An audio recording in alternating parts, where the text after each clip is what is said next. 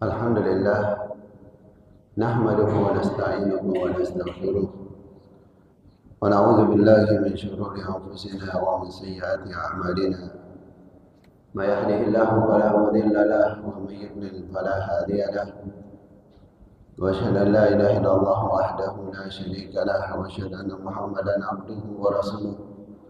Allahumma shalli wa sallim alihi wa sahbihi wa man tabi'ahum bi ihsanin ila yaumiddin, amma ba'd.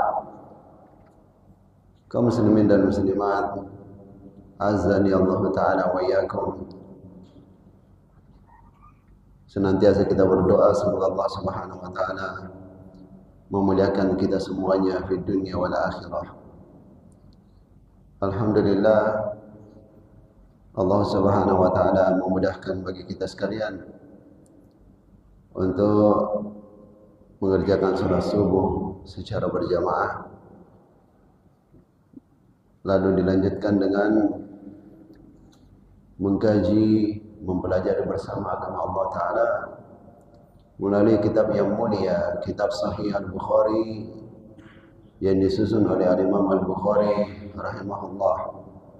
Semoga Allah Subhanahu wa taala merahmati beliau dan menempatkan beliau di surganya yang tinggi.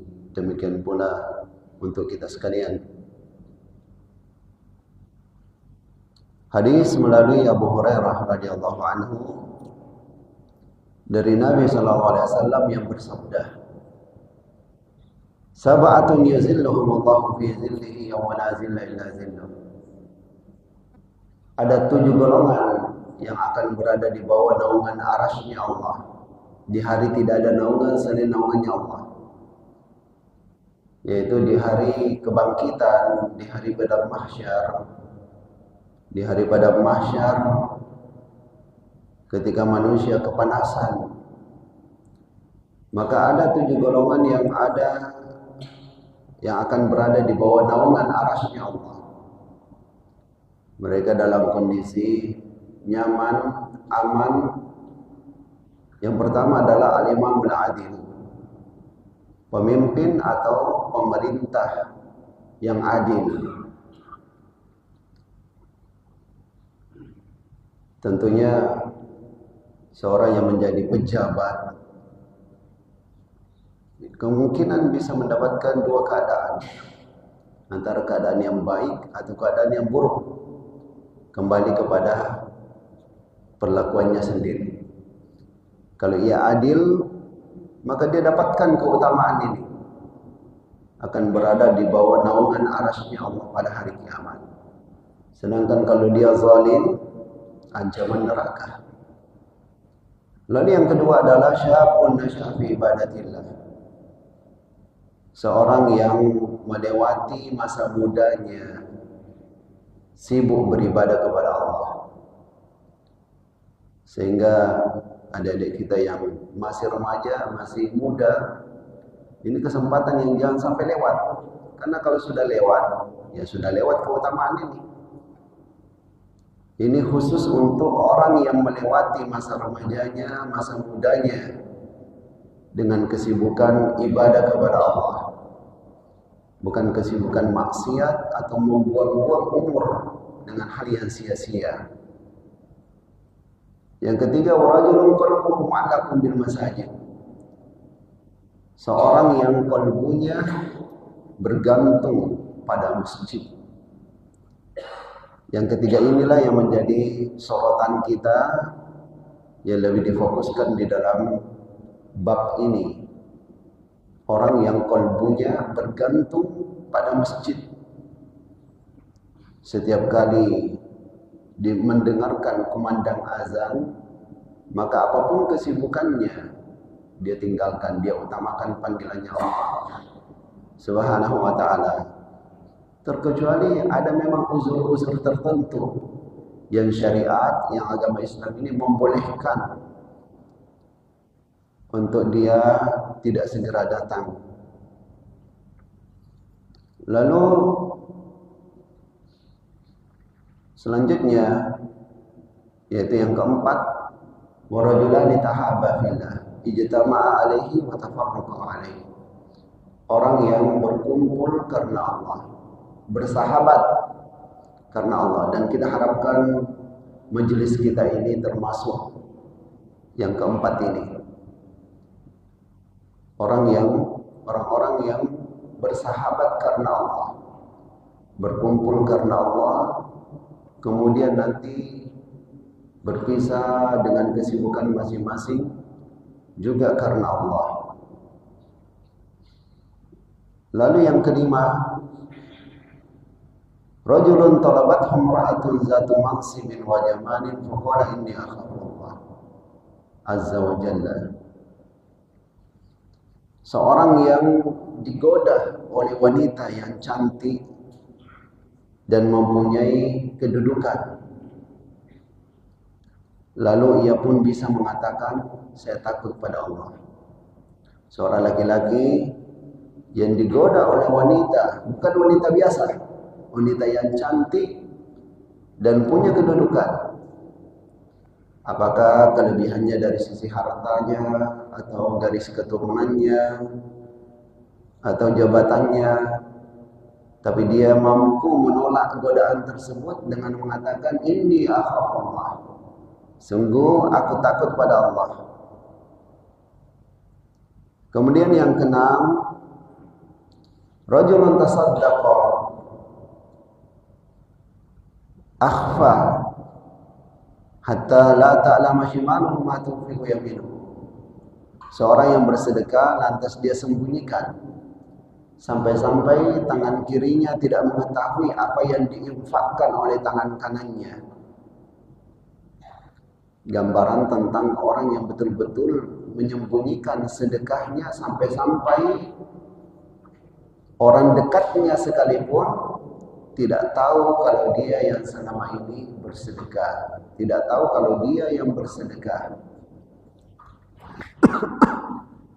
Tentunya tidak difahami kebalikan terlalu jauh. Misalnya langsung memahami berarti orang yang bersedekah dengan terang-terangan atau kelihatan sama orang atau disebut namanya, itu sedekahnya tercela. Bukan seperti itu juga. Ya. Ada istilah al-mafhumul mukhalafah, pemahaman kebalikan. Itu ada batas-batasnya. Tidak semua yang disebutkan dalam ayat maupun dalam hadis langsung bisa dipahami, langsung bisa dipahami. Berarti sebaliknya begini. Tidak semua seperti itu. Ya. Bahkan harus teliti sekali ketika mau memahami kebalikannya. Hadis ini sekedar menyebutkan tentang keutamaan orang yang menyembunyikan sedekahnya. Tidak berarti secara mutlak orang yang bersedekah layar pasti tidak ada keutamaannya, apalagi dikatakan tercela. Belum tentu. Ya. Misalnya jikalau di suatu keadaan kita melihat berat semua untuk bersedekah, padahal ada yang butuh, sangat butuhnya, maka di saat itu sangat bagus kalau kita menjadi pemantik, orang yang memulai untuk memancing yang lain. Justru ini besar pahalanya. Lalu yang ketujuh, rajulun zakarallaha khalian fafadat ainah. Orang yang mengingat Allah, yaitu mengingat kebesaran Allah, mengingat dosa-dosanya kepada Allah di saat sepinya, lantas dia pun berlinang air mata. Ini juga orang yang masuk dalam 7 golongan yang akan berada di bawah naungan arasnya Allah Subhanahu wa ta'ala. Sekali lagi sebagaimana yang sudah kita sebutkan tadi, coba kita fokus kepada rajulun qalbuhu mu'allaqun bil masajid. Orang yang qalbunya bergantung pada masjid. Yang mana di hadis berikutnya melalui sahabat Anas bin Malik, bahwa sahabat Anas bin Malik ditanya, hal ittakhadha Rasulullah sallallahu alaihi wasallam khataman apakah Rasulullah punya cincin? Maka Anas bin Malik sebagai pelayan Rasulullah menjawab, "Na'am." Ya, Nabi ada cincinnya. Lalu Anas bercerita, "Akhara lailatan salat al-isya ila syataril lail." Pernah Nabi SAW suatu malam mengakhirkan salat isya sampai tengah malam. Summa aqbala alaina biwajhihi ba'da ma shalla. Lalu sesudah salat isya tengah malam itu, Nabi pun balik menghadap kami. Faqala, lantas Nabi mengatakan, "Shallan nasu wa raqadu." Orang-orang sebagian sudah sholat dan sudah tidur. Walam tazadu fi sholatin munzu intazartumuha. Sedangkan kalian selama penungguan tiba waktu sholat isya ini, kalian terhitung mendapatkan pahala sholat. Jadi orang yang menunggu waktu sholat itu, dalam penungguannya itu dapat pahala sholat seperti orang yang sedang sholat. Makanya lebih afdal, ya, setidaknya paling lambat begitu dikumandangkan azan baru dimulai Allahu Akbar, Allahu Akbar, sudah langsung mulai mengambil wudhu. Ya. Jadi dari awal azan sudah langsung mengambil wudhu. Apalagi kalau sebelum azan, itu lebih afdal lagi. Sebisanya jangan ditunggu azan selesai baru bergerak. Ya. Ketika azan dimulai masih santai, sampai akhirnya selesai azan baru mulai bergerak. Apalagi bergeraknya harus ke toilet dulu, baru berwudu, lantas menuju masjid. Ya ini cenderung bisa masbuk, bisa terlambat. Tapi kalau sebisanya lah, minimal begitu dikumandangkan Allahu Akbar, Allahu Akbar, sudah langsung bergerak, bersiap untuk ke masjid. Jadi dalam hadis ini Anas bin Malik menyebutkan dari Nabi SAW, ketika seseorang menunggu sholat, selama dia menunggu itu, dia terhitung seperti orang yang sholat. Artinya dia mendapatkan pahala mengerjakan sholat selama penungguannya itu.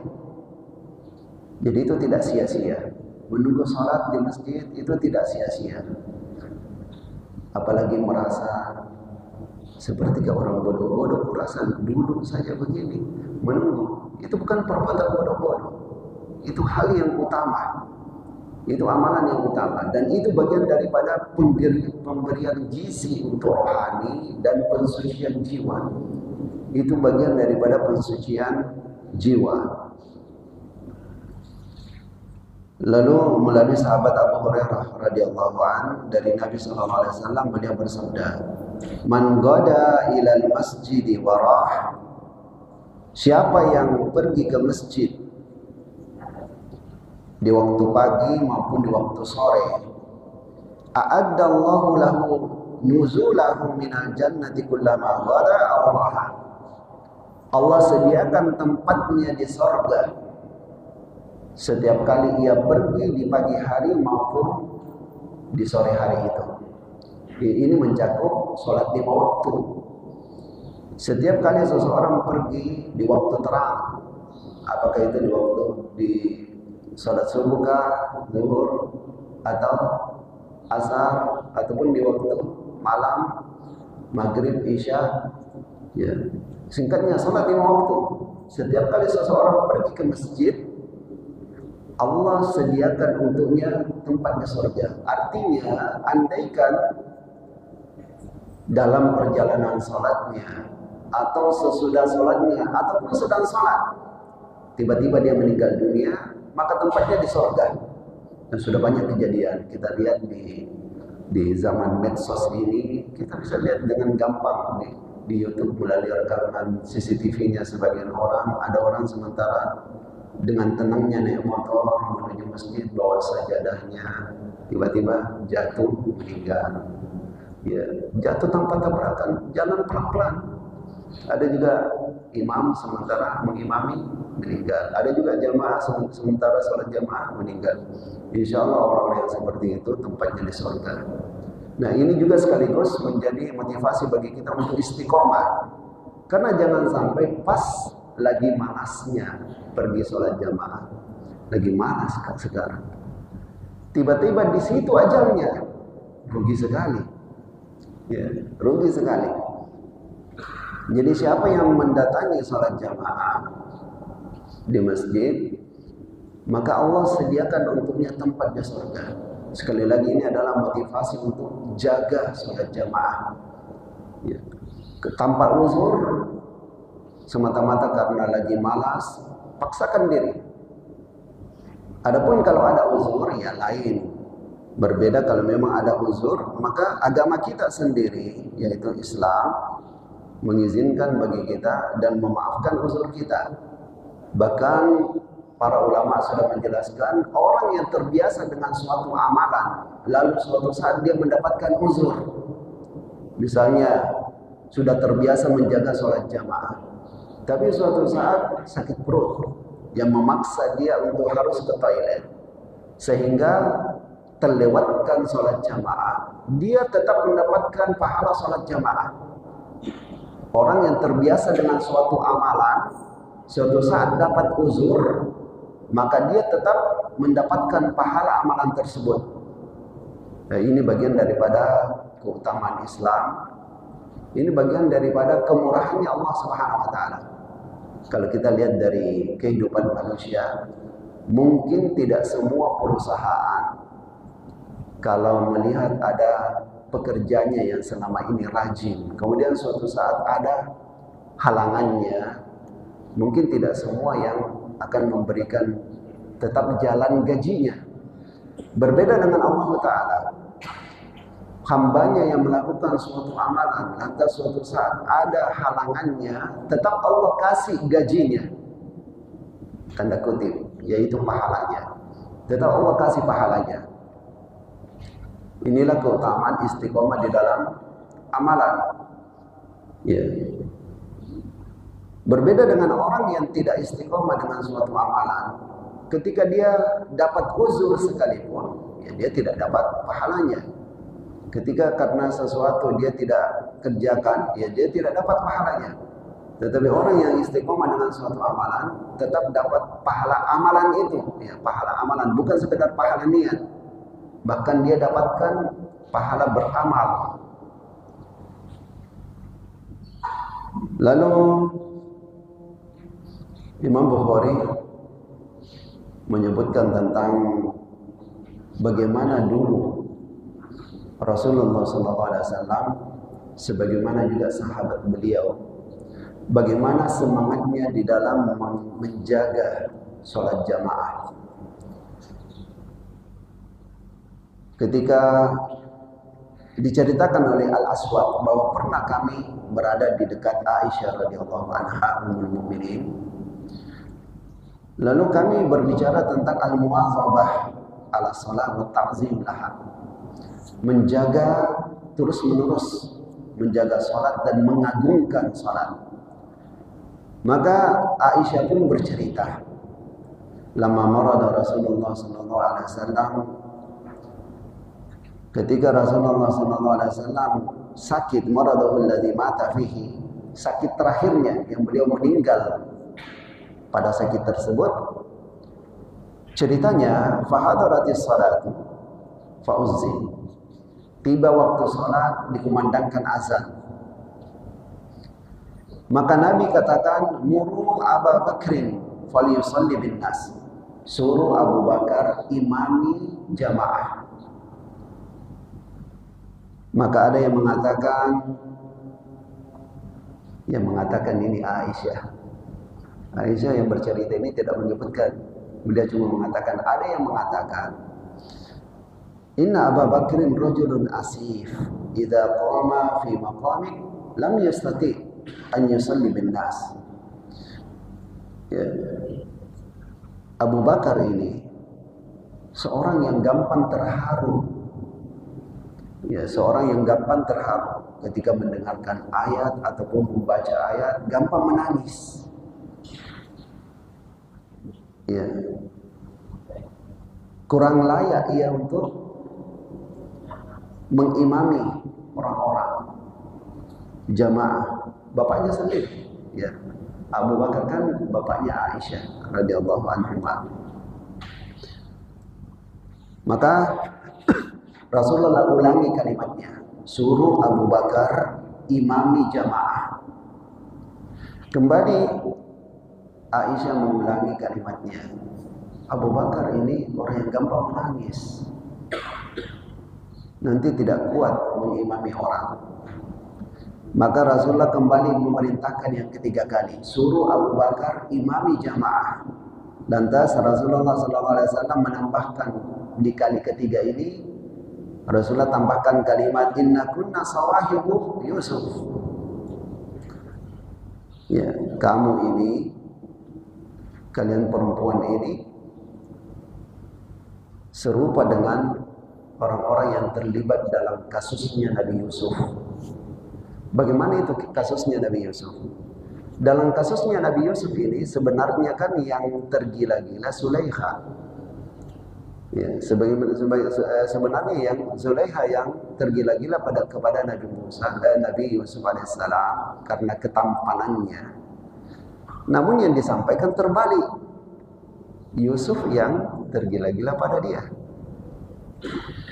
Sampai ketika tersebar cerita, ya biasa, tersebar cerita di kalangan perempuan bahwa Zulaikha ini sangat tertarik kepada anak peliharaannya sendiri. Kan Nabi Yusuf itu anak peliharaannya, Zulaikha. Ketika tersebar cerita seperti itu, Zulaikha sengaja mengundang perempuan-perempuan itu ke tempatnya. Lalu disediakan bagi masing-masing buah di depannya dan pisau. Di saat kemudian Zulaikha menyuruh tamu-tamu ini supaya pegang pisau dan masing-masing ambil buah, potong buah itu. Di saat itu Zulaikha pun sebagaimana yang sudah dia atur, dia suruh supaya tampilkan Yusuf, keluarkan Yusuf. Dikeluarkanlah Nabi Yusuf alaihissalam. Begitu wanita-wanita ini melihat Nabi Yusuf, mereka sampai tidak sadar juga mengiris jari-jarinya. Saya kira ketampanannya kita ini belum sampai sebegitu ya. Ya. Sampai tadi mengiris buah, berlanjut dengan mengiris jari-jari tidak terasa. Diiris jari-jarinya tidak terasa. Ya. Sampai akhirnya disadarkanlah mereka. Ya. Kalau bahasa kita sekarang, hei sadar kau. Begitu ya. Ya. Ini maka berkatalah Zulaikha, fazalikunna alladzi lumtunnani fi. Itulah celaan kalian pada saya. Ternyata bukan sekedar saya yang tergila-gila. Ya, seperti komentar-komentarnya kalian itu, bully-buliannya kalian itu, ternyata kalian pun tergila-gila pada dia. Ya. Inilah yang dimaksud oleh Nabi Muhammad SAW dengan sindirannya kepada Aisyah dan beberapa orang itu, yang Nabi suruh Abu Bakar imami jamaah. Aisyah mengatakan dia itu suka menangis. Jangan bapakku maksudnya. Ya, diantara maksudnya Aisyah itu, kenapa Aisyah tidak pingin bapaknya yang menjadi pengganti Rasulullah menjadi imam, padahal itu kan kehormatan sebenarnya. Jawabannya karena ya diantara yang dijelaskan oleh ulama, karena siapa yang menjadi pengganti pasti akan dibandingkan dengan yang sebelumnya. Kalau kita menjadi pengganti seseorang, pasti jamaah itu teringat yang sama yang sebelumnya. Kayaknya lebih bagus yang dulu. Apalagi yang mau dibandingkan dengan Rasulullah. Ini yang membuat Aisyah merasa berat. Kalau bapakku yang gantikan, yang digantikannya ini Rasulullah. Apa komentarnya orang-orang nanti? Apa nanti penilaiannya orang-orang? Sebenarnya sisi itu yang Aisyah khawatirkan. Ya. Maka Nabi menyindir, kalian ini seperti orang wanita-wanita yang terlibat dalam kasusnya Yusuf. Sebenarnya mereka yang tergila-gila sama Yusuf, tapi Yusuf yang disalahkan. Artinya terkadang wanita itu banyak siasatnya. Ya, ini sindirannya Nabi ya, bukan kalimat saya ya. Dan itu disebutkan juga dalam Al-Quran. Inna kaidakunna azim. Sungguh siasat kalian itu sungguh besar. Siasat kalian wahai wanita itu sangat besar. Dan itu sering bikin pusing laki-laki. Perempuannya mengatakan saya itu cuma mau mengerti. Laki-laki mengatakan itu yang susah. Jadi Nabi menegur begitu. Jadi setelah mereka iris-iris tangannya, ya mereka iris-iris tangannya. Yusuf ini dalam posisi sudah dipenjara kan, pada kasus sebelumnya itu suaminya sedang keluar. Maka Zulaikha yang memang sangat tertarik kepada Nabi Yusuf alaihissalam menggoda Nabi Yusuf. Maka Nabi Yusuf alaihissalam lari dikejar oleh Zulaikha.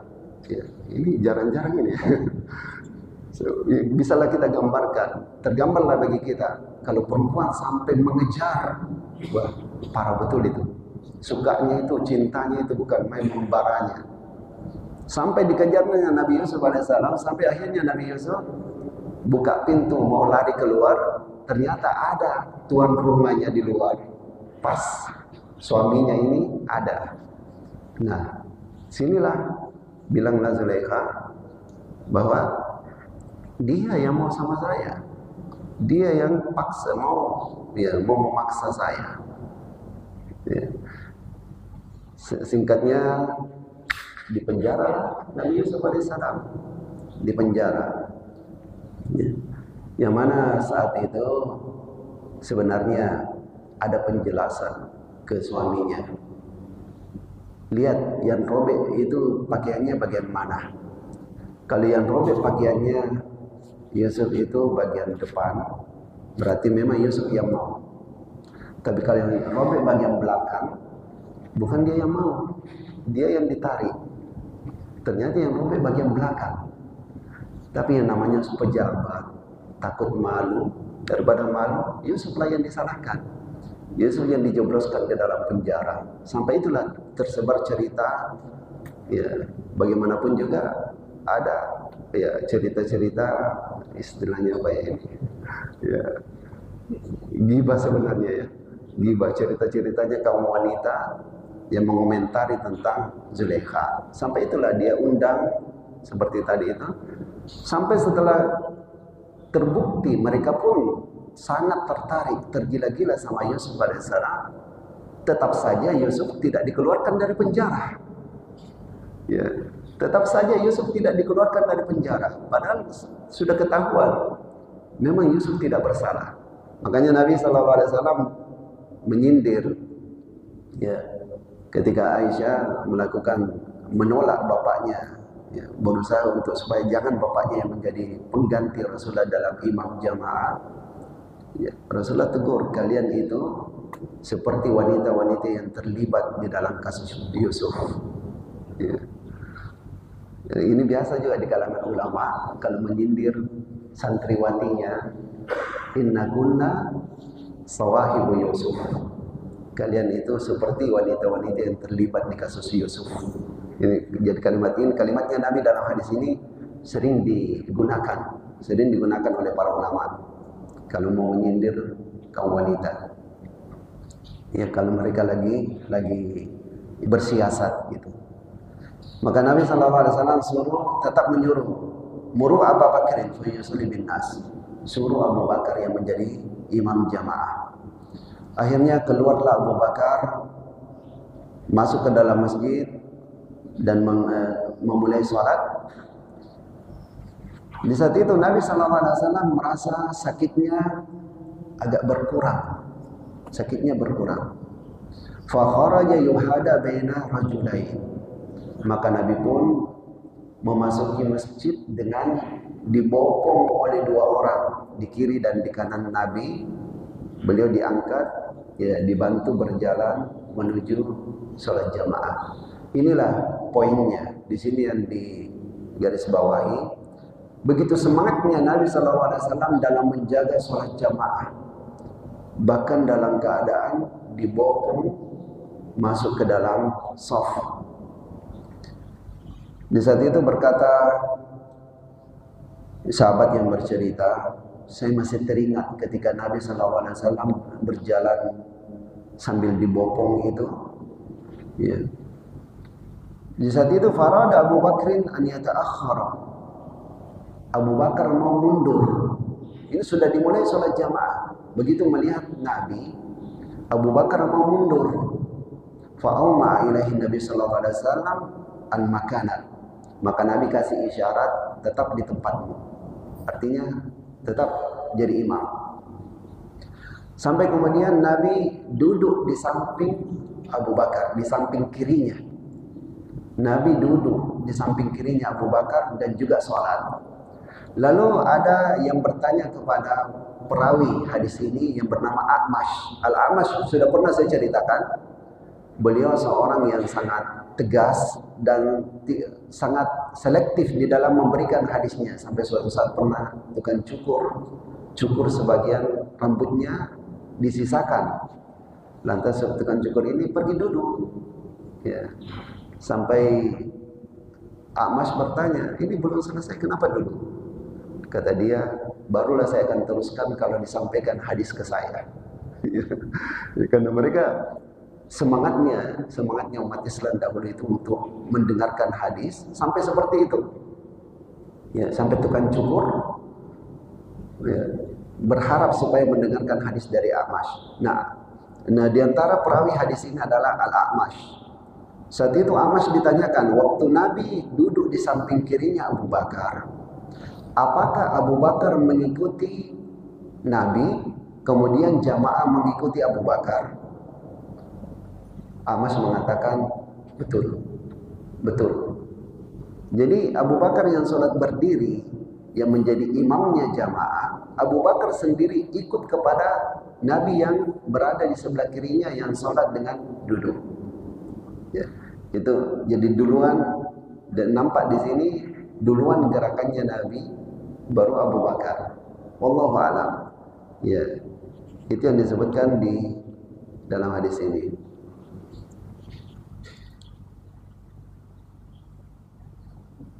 Kemudian dari Abu Salamah, beliau katakan, sa'altu Abu Sa'id Al-Khudri.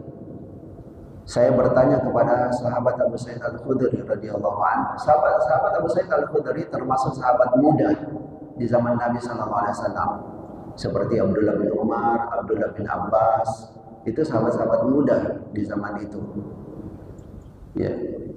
Sahabat Abu Sa'id Al-Khudri mengatakan, ja'at sahabatun famatarat hatta sala saqfu. Pernah di zaman Nabi sallallahu alaihi wasallam turun hujan, lalu menembus atap. Yang mana atapnya itu ya kita tahu semacam dari pelepah korma saja, mintik-mintik air ke bawah. Ya. Wa kana min jaridin nakhli, terbuat dari pelepah korma. Fa uqimatis shalah, lalu ditegakkanlah salat jamaah. Faraitu Rasulullah sallallahu alaihi wasallam yasjudu fil ma' wattin. Lalu aku pun melihat Rasulullah sallallahu alaihi wasallam, kata sahabat Abu Sa'id Al-Khudri, saya melihat Rasulullah sujud di tempat yang tanah dibasahi air. Tanah dibasahi air. Hatta ra'aitu asaratin fi jabhatihi, sampai aku melihat bekas tanah itu di dahinya Nabi. Jadi inilah gambaran bagi kita sekalian. Alhamdulillah di zaman kita ini masjid kita begitu bersihnya. Ya. Coba bandingkanlah dengan zaman Nabi. Sampai beliau rela sujud di tanah, dan kita tahu lantai masjidnya Nabi itu tanah. Masih mending kalau sekedar tanah kering. Pas hujan, netes air hujan dari atas basah lantai tempat sujudnya Nabi, beliau tetap sujud. Beliau tetap sujud. Manalah tahu justru itu yang dipandang oleh Allah. Kalau misal suatu saat memang ya nanti setelah masuk di dalam sholat, apalagi ketika gerakan menuju tempat sujud, baru kita lihat ya kurang bersih, misalnya ada debu di situ.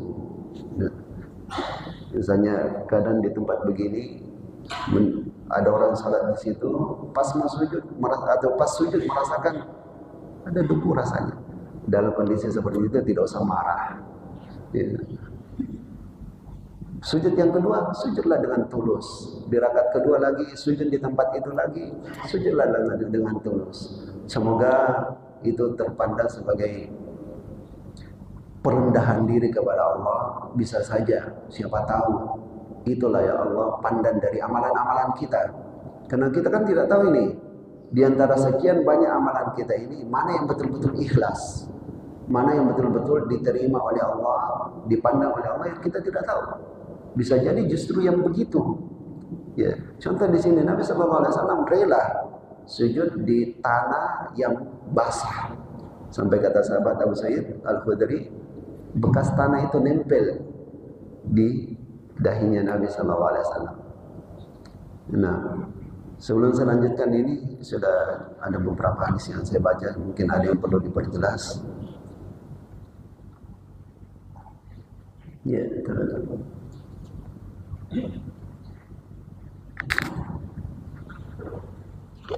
Assalamualaikum warahmatullahi wabarakatuh. Waalaikumsalam warahmatullahi wabarakatuh.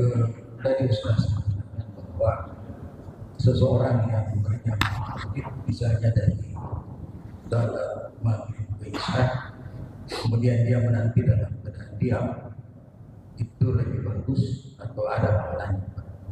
Bagaimana kalau menanti dalam keadaan berbicara tentang politik, berbicara tentang sepak bola dan sebagainya yang tidak berkait sama sekali dengan ibadah? Apakah juga mendapat pahala? Yang kedua, saya sambung yang pertama tentang jamaah perempuan di mana imamnya dan makmumnya tetap perempuan. Apakah posisi imamnya itu tetap di depan atau sejajar? Itu saja. Terima kasih. Assalamualaikum warahmatullahi wabarakatuh. Waalaikumsalam warahmatullahi wabarakatuh. Ya, saya kurang bisa bahwa apakah imamnya sama dengan syarat-syarat imam laki-laki misalnya, artinya masih dalam membaca dan sebagainya. Terima kasih. Ya.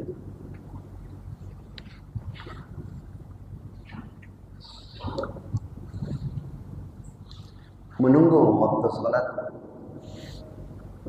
atau menunggu sholat jamaah ditegakkan, tapi dengan pembicaraan politik atau keduniaan sepak bola misalnya, sebaiknya hal ini dihindari.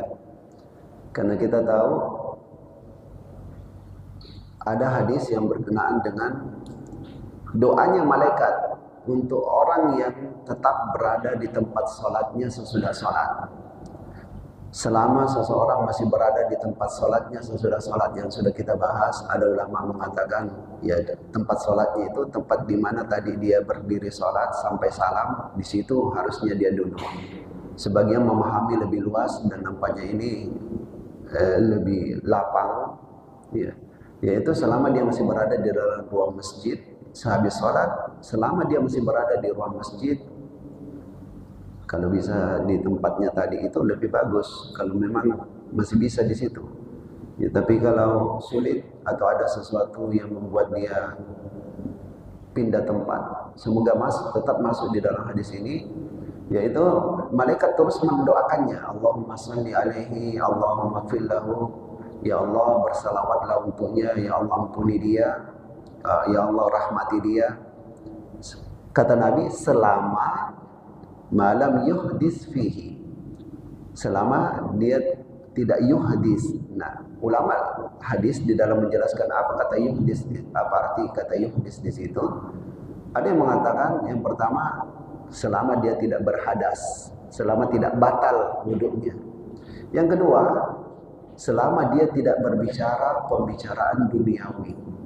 Nah, ini yang kita khawatirkan itu tadi juga. Kalau ini berkenaan dengan pahala yang terus atau doa malaikat yang terus kita dapatkan sesudah sholat. Ini tadi kan pembicaraan tentang sebelum sholat. Kita khawatirkan juga kalau dalam penungguan dia habiskan dengan pembicaraan politik atau duniawi, dia tidak dapat pahala itu. Itu yang kita khawatirkan, walaupun tidak pasti ya. Walaupun tidak pasti tidak dapat ya, walaupun tidak pasti, karena bahasanya Nabi itu masih umum, siapa yang menunggu waktu sholat. Dan kita belum dapat kepastian ada hadis yang mengatakan kalau berbicara urusan duniawi pasti tidak dapat, maka kita cuma hindari saja ya. Tetap dalam hukum-hukum seperti ini, selama tidak ada kepastian dari Nabi, tidak boleh kita pastikan sendiri ya. Cukup kita ambil sikap wara, hati-hati. Kemudian tentang wanita yang sholat dengan sesama mereka, ini hal yang perlu kita ketahui, bahwa pada dasarnya hukum-hukum sholat itu sama laki-laki dengan perempuan. Selama tidak ada dalil yang jelas yang membedakan laki-laki dengan perempuan, maka jangan kita bedakan. Itu saja patokan kita. Semua hukum yang tidak, hukum sholat ini ya, semua hukum sholat yang tidak ada penjelasan dari Quran maupun hadis bahwa ini khusus laki-laki, ini khusus perempuan, jangan kita pisahkan. Sebagai contoh ya, dan ini terjadi kan. Ada yang mengatakan bahwa perempuan kalau sujud begini, tangannya masuk di dalam lutut,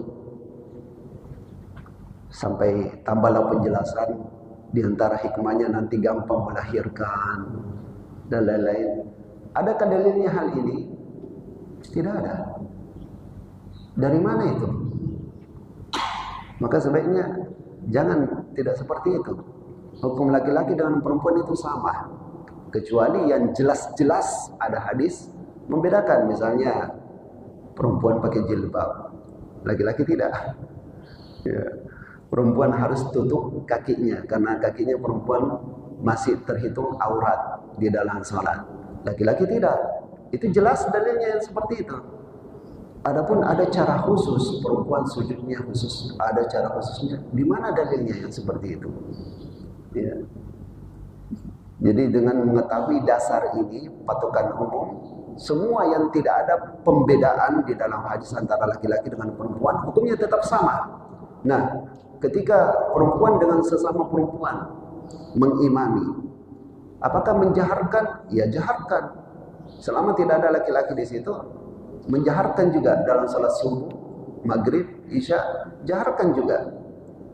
Apakah imam perempuan kalau jadi imam di depan juga? Iya, di depan juga. Kalau memang jamaahnya 2 ke atas. Berbeda kalau 1, ya di sampingnya. Sama hukum laki-laki. Sama dengan hukumnya laki-laki. Baik. Wallahu a'lam.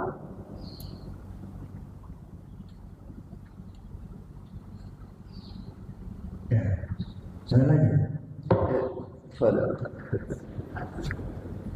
Assalamualaikum warahmatullahi wabarakatuh. Waalaikumsalam warahmatullahi wabarakatuh. Yang saya hormati Ustaz Fuad, yang saya hormati para jemaah muslim. Tadi Ustaz ini ada menyangkut masalah dengan sekuler.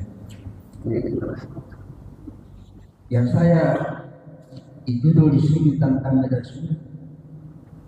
Kuatkan iman menghadapi.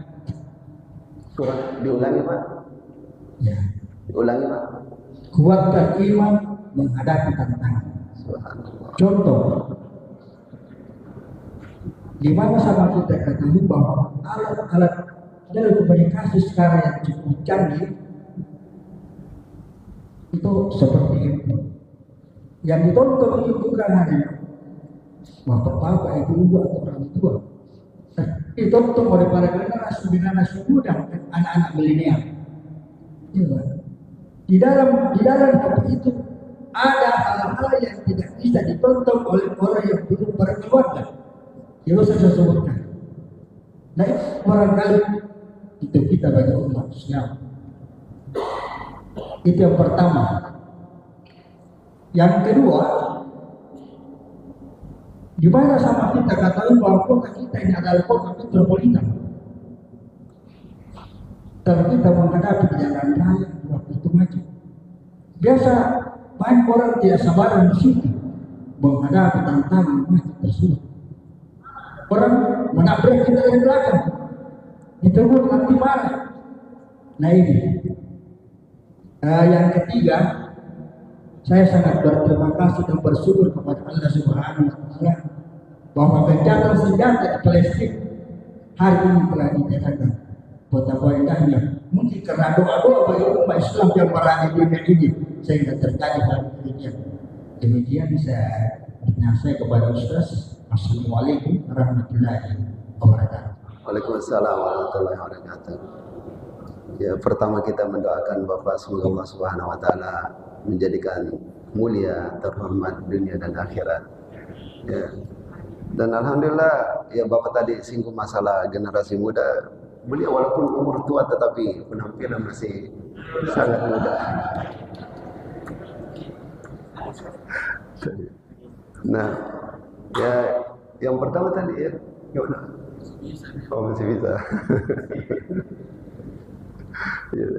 Masalah ya ada sedikit tadi ya catatan tadi masalah tontonan. Memang sepatutnya lah bagi kita untuk memprioritaskan apa.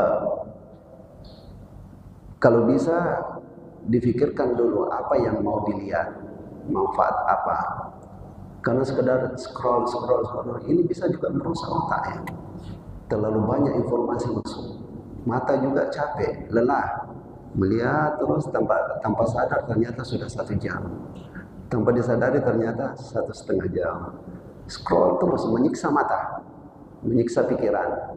Sebenarnya pikirkan dulu. Apa yang kita butuhkan ini? Apa yang kita butuhkan? Apa yang kita mau lihat di situ? Ya. Kemudian masalah ada tontonan yang hanya bisa dilihat oleh orang yang sudah berkeluarga. Maaf ini. Ya. Yang berkeluarga pun tidak boleh melihat. Yang sudah berkeluarga pun kalau itu membuka aurat atau adegan-adegan yang seharusnya, bahkan Nabi SAW sebutkan seorang yang semalam berhubungan dengan pasangannya, kemudian dia pagi hari bercerita kepada orang lain, diceritakannya kepada orang lain. Ya, sambil cuci piring ramai-ramai, saling bercerita, gimana kamu kemarin? Ya, saling menceritakan hubungannya dengan pasangan hidupnya. Kata Nabi SAW itu adalah syaitan. Itu setan itu. Ya. Jadi dan kita tidak bisa tonton auratnya orang. Kemudian masalah alhamdulillah kita bersyukur dan seperti yang beliau katakan mungkin ini disebabkan doa-doa dari kita sekalian. Alhamdulillah Palestina, orang-orang Palestina bisa tertawa, bisa bahagia saat ini walaupun sudah banyak sekali korbannya. Ya. Walaupun sudah banyak sekali yang terzalimi, tapi setidaknya adalah angin segar yang mereka bisa rasakan di hari-hari ini. Alhamdulillah kita ikut bahagia. Dan ini bagian daripada tuntutan keimanan kita, bahwa kita berbahagia dengan muslim-muslim yang berbahagia, sebagaimana kita juga ikut bersedih dengan kesedihan mereka. Ya, alhamdulillah. Itu mungkin nasihat saja, masukan-masukan dari Bapak tadi. Nah, alhamdulillah. Ada satu lagi, yang kedua itu saya tidak ingat. Karena oh iya masalah kemacetan gitu ya, karena beliau ini dari generasi muda, dari persoalan macet sampai persoalan dunia. Masalah macet di Makassar ini, kita kota metropolitan. Mungkin kita orang Makassar ini punya motto maju tak gentar, Pak. Sehingga kalau tak kalah maju, tidak mau lagi mengalah. Ya wallahu alam. Ya, memang ini seharusnya sih yang mengalah. Kita ini butuh, dan memang seringkali dibandingkan di Jakarta macetnya bukan main, tapi masih bisa rapi. Tapi kalau kita ini kadang macetnya belum sama dengan Jakarta, lebih parah. Karena itu prinsip kita mungkin maju tak gentar.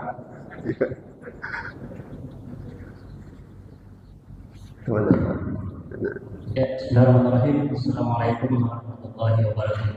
Waalaikumsalam warahmatullahi wabarakatuh. Ya, ingin saya tanyakan Ustaz mengenai hadis yang mengatakan bahwa barang siapa yang melaksanakan sholat berjamaah selama 40 hari tanpa ketinggalan takbiratul ihram, maka dia terbebas dari sifat munafik.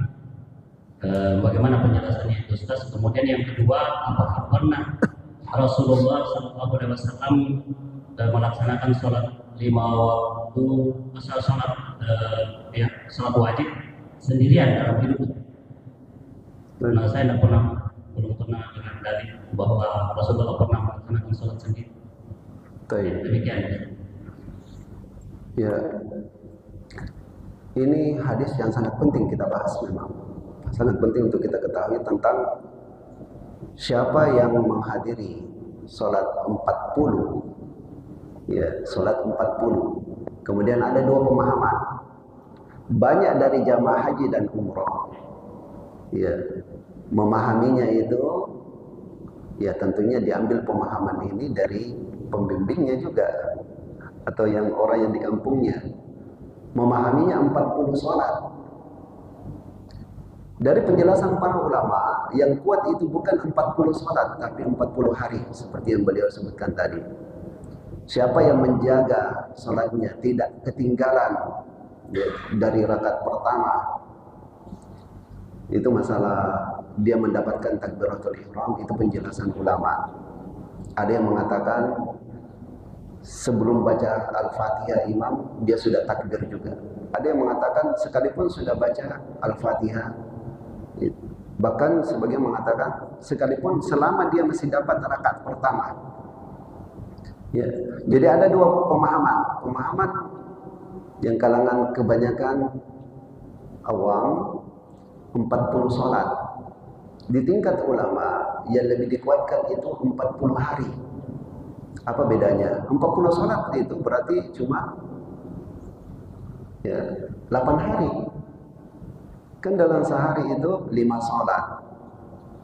Kalau 8 hari kita sholat jaga terus, berarti 8 kali 5 sudah 40. Makanya banyak jamaah haji dan umrah itu yang membawa pemahaman seperti ini, bertahan, jangan dulu pergi. Jangan tinggalkan, pokoknya harus selesai 8 hari di sini. Dengan mengejar hadis itu. Sebenarnya dari penjelasan para ulama itu tidak kuat. Yang kuat itu 40 hari. Adapun yang 40 hari hadisnya sah dari Rasulullah, bukan sekedar terjamin aman dari kemunafikan, bahkan aman dari siksa neraka, aman dari api neraka.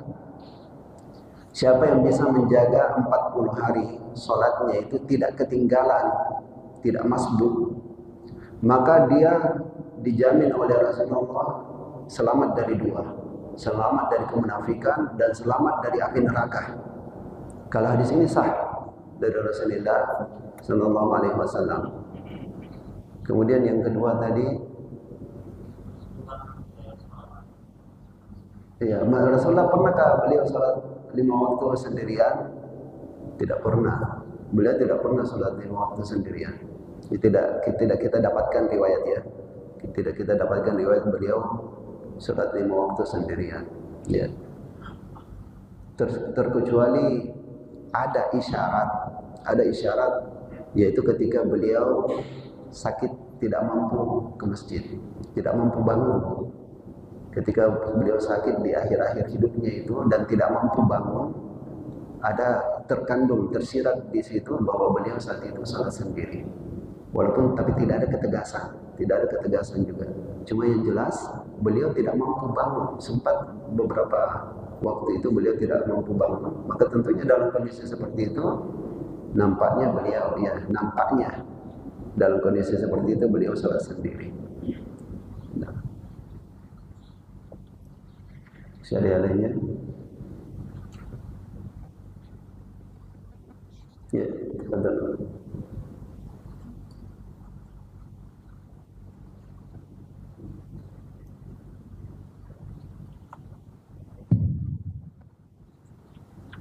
Assalamualaikum warahmatullahi wabarakatuh. Waalaikumsalam warahmatullahi wabarakatuh. Tadi kita sempat menyebut masalah alat komunikasi semakin canggih. Alat komunikasi itu bukan saja sebagai alat komunikasi, tapi juga sebagai alat untuk mendapatkan ilmu. Nah, yang saya pertanyakan itu kira-kira karena di aplikasi HP itu kan banyak juga aplikasi yang murotal atau Quran yang kita bisa baca. Bagaimana hukumnya kita yang membaca Al-Quran melalui HP? Mana HP itu kan tadi disampaikan ada banyak macam di dalamnya ya. Nah, kalau kita membaca Al-Quran lewat HP itu kira-kira itu hukumnya kan? Terima kasih. Iya. Beda antara HP dengan mushaf. Beda hukumnya antara HP dengan mushaf. Sehingga termasuk masalah menyentuh beda. Ya. Beda masalah menyentuh mushaf dengan menyentuh HP. Walaupun saat itu kita membuka aplikasi Al-Quran, hukumnya tetap tidak sama. Hukumnya tetap tidak sama antara HP dengan mushaf. Ya.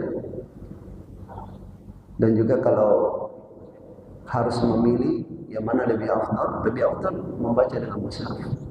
Ya. Dari perasaan kita sendiri kan beda ya. Kita pegang mushaf dengan pegang HP. Apalagi biasanya ini beberapa kali baca berapa baris kepikir lagi. Mungkin ada YouTube, buka lagi Facebook, mungkin ada lagi WhatsApp masuk. Ya. Gitu. Kalau masalah hukumnya beda Pak. Beda antara mushaf dengan HP. Sambil 3 hadis dulu ini yang singkat sebelum kita tutup ini majelis. Yang hadis pertama melalui sahabat Abu Darda radhiyallahu anhu. Beliau mengatakan, "Min fiqhil mar'i iqbaluhu ala hajatihi hatta yuqbila ala salatihi wa qalbuhu farig." Di antara yang menunjukkan pemahamannya seseorang pada agama bahwa seseorang memenuhi dulu hajatnya, kemudian ia mengerjakan sholat dalam keadaan fokus. Yakni misalnya seseorang itu lapar dan disediakan makanan di depannya, maka kata sahabat Abu Darda menunjukkan seseorang itu cerdas di dalam memahami agama. Kalau dia makan dulu baru pergi sholat. Ya, subhanallah. Coba begitu indahnya agama kita ini sampai makan menjadi uzur untuk ketinggalan sholat jamaah. Ya. Biasanya sudah diiqomahkan sholat, sementara kita dalam kondisi lapar. Ini tentunya sebaiknya pastilah ya, seharusnya ya, tidak selalu disengaja seperti itu. Ya. Ini yang kita bahas ini masalah ketidaksengajaan.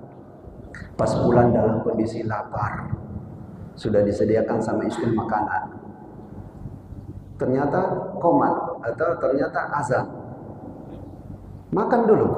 Jadi kata sahabat Abu Darda, justru itu menunjukkan seseorang faham agama. Makan dulu baru ke masjid, sekalipun konsekuensinya terlambat menjadi masbuk, tidak apa-apa, tidak apa-apa. Nah, ini jadi mana tuduhan bahwa Islam itu ekstrim? Tidak, begitu mudahnya Islam, begitu mudahnya Islam. Ya, katanya kalau tidak hadir sholat jamaah dibakar rumahnya. itu kan sekedar kalimat ancaman dari, maksudnya Nabi sekedar ingin menjelaskan pentingnya sholat jamaah. Karena untuk membakar rumah itu terlalu sulit.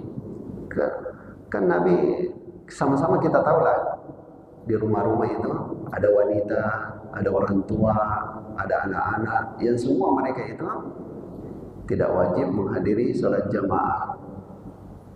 Apakah dengan walaupun mereka ada di rumah itu rumahnya dibakar? Pasti tidak. Sehingga kalimat Nabi itu bukan benaran mau membakar rumah, tapi sekedar penjelasan pentingnya sholat jamaah.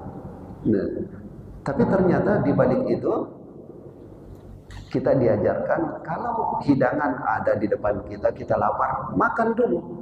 Ini menjadi uzur yang diterima oleh agama untuk kita terlambat sholat jamaah. Mempertegas hal ini, Nabi SAW bersabda, "Idza wudi al-asya," kalau sudah dihidangkan makanan, misalnya makanan sore, makanan malam, wa uqimatis shalah fabda'u bil asya. Lantas sudah ditegakkan salat, bahkan sudah dimulai salat jamaah, maka mulailah dengan makan malammu. Nabi mengatakan ini. Mulailah dengan makan malammu. Lalu terakhir satu hadis lagi, yaitu cerita tentang kematian atau wafatnya Nabi SAW melalui sahabat Anas bin Malik, yang mana beliau adalah pelayan dari Rasulullah SAW. Anas bin Malik bercerita, tatkala Abu Bakar mengimami orang-orang di saat Nabi SAW sakit, ya, yang mana sakit itulah yang mengantarkan Nabi kepada wafatnya. Hatta idza kana yaumul isnain, sampai ketika tiba hari Senin. Jelas ya, ketika tiba hari Senin. Wa hum sufufun fi salatin, wa hum sufufun fi salat, dalam keadaan jamaah sudah membentuk shaf dengan rapi. Fakasyafa Nabi sallallahu alaihi wasallam satral hujrah atau hujrah, sutral hujrah atau sitral hujrah. Di saat itu Nabi membuka tirai kamarnya. Yang suruh ilaina, Nabi melihat kepada kami. Wa huwa qa'imun ka'anna wajhahu waraqatul mushaf. Saat itu Nabi berdiri, terlihat wajah beliau berkilau. Summa tabassama yadhaku. Lalu beliau tersenyum, bahkan tertawa. Fahamamna an-naftatina minal farah. Kami saat itu sangat bahagia. Melihat Nabi itu sudah bisa senyum. Nabi sudah bisa senyum. Ya. Fanaqasa Abu Bakrin ala akibaihi liyasila safa. Di saat itu Abu Bakar mundur supaya maksudnya mau menyatu dengan barisan pertama. Maksudnya menyediakan untuk Nabi tempat menjadi imam. Abu Bakar menyangka Nabi SAW akan keluar menjadi imam. Fa'asyara ilaina Nabi SAW. Lalu Nabi SAW memberikan isyarat, atimmu salatakum, teruskan salatnya kalian. Teruskan salatnya kalian. Wa arafas sitra, lalu Nabi tutup kembali kamarnya, tutup kembali tirai kamarnya. Wa tuwfiya min yaumihi, di hari itulah Nabi meninggal. Inilah cerita terakhir bagaimana kejadian Nabi SAW bersama para sahabatnya di akhir kehidupan beliau. Jadi saat itu sementara di koma salat, sahabat sudah menyusun shaf dengan rapi. Nabi membuka tirai kamarnya, beliau tersenyum. Sahabat bahagia semua, dikiranya Nabi ini sudah akan sembuh. Ternyata itu adalah senyum perpisahan. Di saat Abu Bakar mundur, Nabi suruh tetap. Lalu Nabi kembali tutup tirainya, dan itulah ya masa perpisahannya, saat perpisahannya dengan para sahabatnya. Ini yang sempat kita bahas di tempat kita atau di waktu kita saat ini. Semoga Allah Subhanahu wa taala mengumpulkan kita bersama Rasulullah Muhammad sallallahu alaihi wasallam di Jannatul Firdaus di akhirat nanti. Sallallahu ala nabiyina Muhammadin wa ala alihi wasallam. Wallahu a'lam bishawab. Wassalamualaikum warahmatullahi wabarakatuh. Assalamualaikum warahmatullahi wabarakatuh.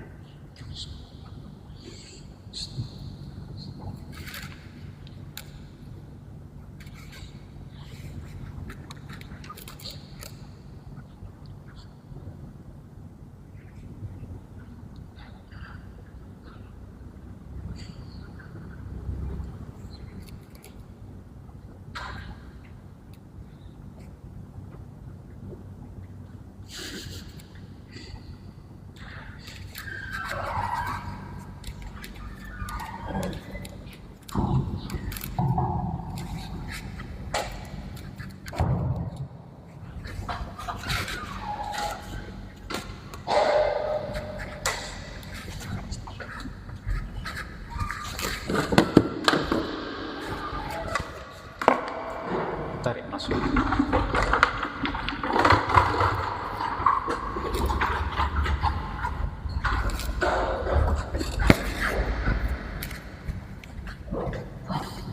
Geser di meja ya.